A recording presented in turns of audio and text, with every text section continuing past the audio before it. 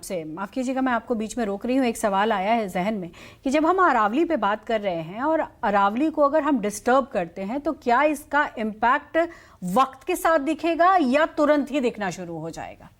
हाँ, ये मैं इस पे जवाब आता हूँ, लेकिन मेरे को एक बात और जरूरी करनी है एयर प्यूरिफायर्स के बारे में। मैं जी। उसका भी जवाब दूंगा, क्योंकि हर घर में एयर प्यूरिफायर है, लाइनें लगी हुई है। एयर प्यूरिफायर मार्केट से खत्म हो गए हैं। लेकिन मैं एक WHO का ग्लोबल एक्सपर्ट कमेटी का मेंबर हूँ, और बहुत बहस हुई इस बारे में जेनेवा में, और मैं वहाँ भी प्रेजेंट था। और WHO इसको नहीं मानता कि एयर प्यूरिफायर कोई हेल्थ में इम्प्रूव करता है। उसकी वजह है, एयर प्यूरिफायर एक फिल्टर है, जी। लेकिन वो नैनो पार्टिकल को नहीं रोकता, जो point ultra fine particulate matter जो एक्चुअली ब्लड में जाके नुकसान करते हैं, ओके। उनको नहीं रोकता। मेजॉरिटी ऑफ एयर प्यूरिफायर में एड्जॉर्बिटेंट नहीं होते, सारी गैसेस क्रॉस कर जाती अच्छा हैं। सर, मैं इसी पर जोड़ देती हूँ एक सवाल कि दिल्ली की सरकार ने एक फैसला लिया कि स्कूलों में बच्चों के क्लासेस में एयर प्यूरिफायर लगाया जाएगा। इस कदम को आप कैसे देखते हैं? वक्त की कमी है सर, थोड़ा जल्दी बताइएगा। नहीं, something is better than nothing, I would put it this way, कि अगर AQI बहुत ज्यादा है, PM 2.5 200 के भी ऊपर है, यही मैंने WHO में भी जोर जोर से बोला कि आपकी रिकमेंडेशन ही गलत है।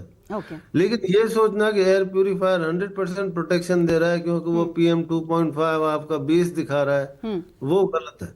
और एयर प्यूरिफायर को यूज करने की मर्यादा होती है। जी। मर्यादा ये कि दरवाजे खिड़कियां बंद होनी चाहिए, उसका वॉल्यूम जो है ना, रूम का वॉल्यूम एयर प्यूरिफायर से कमेंसरेट होना चाहिए, फिल्टर जी। बार जी। बार चेंज करना बहुत चाहिए। सारी चीजें होती है एयर डॉक्टर प्यूरिफायर जिसको ओजोन समझना में होता है, प्रोड्यूस और इसीलिए जरूरी है कि पहले समझिए और फिर किसी चीज के इस्तेमाल के बारे में सोचिए। तो मैं ये सवाल एक डॉक्टर पुरी से जाते जाते ले लेती हूँ, डॉक्टर खिलानी आपकी इजाजत से, कि जो मैंने सवाल किया कि अरावली के साथ छेड़छाड़ हुआ तो क्या इसका इम्पैक्ट तुरंत ही दिखेगा या फिर वक्त के साथ दिखेगा?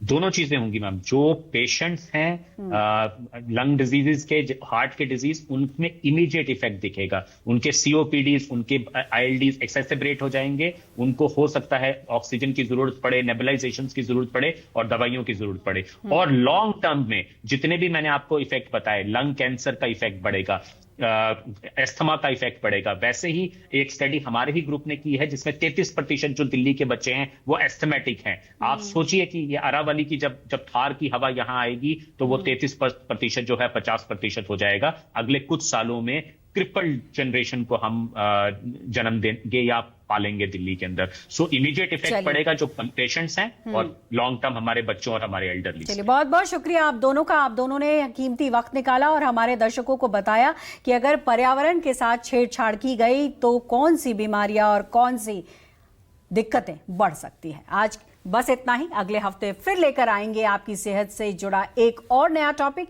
ऐसे में स्वस्थ रहिए, मस्त रहिए और अपनी सेहत का ख्याल रखिए। खबरों के लिए, बाकी जो खबर है उसके लिए News 24 से जुड़े रहिए।